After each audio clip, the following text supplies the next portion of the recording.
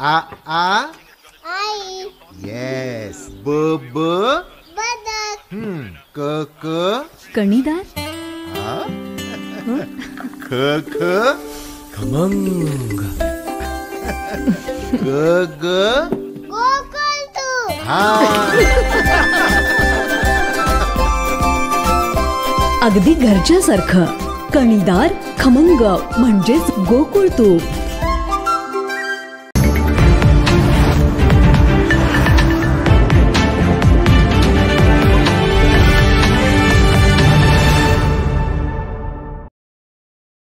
कोल्हापुरात जलव्यवस्थापन कृती पंधरवडा 2025चा शुभारंभ.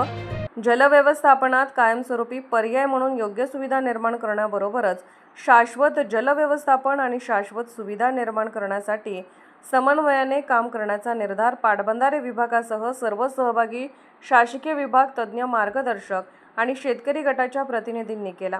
महाराष्ट्र शासनाच्या मार्गदर्शक सूचनांनुसार जिल्ह्यात 15 ते 30 एप्रिल दरम्यान जलव्यवस्थापन कृती पंधरवडा 2025 राबवण्यात येणार आहे. त्याचा शुभारंभ शासकीय विश्रामगृहातील सभागृहात करण्यात आला. यावेळी पाटबंधारे विभागाचे अधीक्षक अभियंता अभिजित म्हात्रे, प्रमुख वक्ते डॉक्टर अनिलराज जगदाळे, पर्यावरण तज्ज्ञ डॉक्टर उदय गायकवाड, उपजिल्हाधिकारी शक्ती कदम, जिल्हा अधीक्षक कृषी अधिकारी जालिंदर पांगारे, कार्यकारी अभियंता स्मिता माने, अशोक पवार, देवप्पा शिंदे, उपअधीक्षक अभियंता संजय पाटील यांच्यासह शेतकरी प्रतिनिधी उपस्थित होते. कार्यक्रमाची सुरुवात दीप प्रज्वलनाने झाली. यानंतर 5 जलकलशांचे पूजन करण्यात आले. जिल्ह्यातील प्रमुख 5 नद्यांचे पाणी 5 कलशांमध्ये आणण्यात आले होते. यामध्ये पंचगंगा, वारणा, ताम्रपर्णी, दूधगंगा, हिरण्यकेशी या नद्यांचा समावेश होता. यावेळी उपस्थितांना जलप्रतिज्ञाही देण्यात आली. प्रास्ताविकामध्ये अभिजित म्हात्रे यांनी जलसंपदा मंत्री राधाकृष्ण विखे पाटील यांच्या संकल्पनेतून या उपक्रमाची अंमलबजावणी करण्यात येत असल्याचे सांगून येणाऱ्या 15 दिवसात विविध कार्यक्रमाचे आयोजन करून प्रत्यक्षात कृतीवर भर देण्यात येणार असल्याचे सांगितले. इतर संबंधित विभागाच्या समन्वयाने आणि शेतकऱ्यांशी संवाद साधून जलव्यवस्थापनाला गती देण्यात येणार असल्याचे त्यांनी सांगितले. जिल्ह्यात 4 मोठे, 12 मध्यम, 56 लघु प्रकल्प असून 302 कोल्हापूर पद्धतीचे बंधारे आहेत. जिल्ह्यात एकूण 7.68 लाख हेक्टर सिंचन क्षेत्र असून पाटबंधारे विभागाकडे 3.24 लाख हेक्टर सिंचन क्षेत्र आहे. यातील प्रत्यक्षात 2.84 लाख हेक्टर भिजते.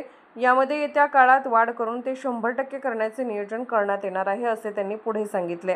प्रमुख वक्ते डॉक्टर अनिलराज जगदाळे यांनी बोलताना आजच्या काळात अभियांत्रिकीचा वापर करून जलव्यवस्थापन केले जात असल्याचे सांगितले.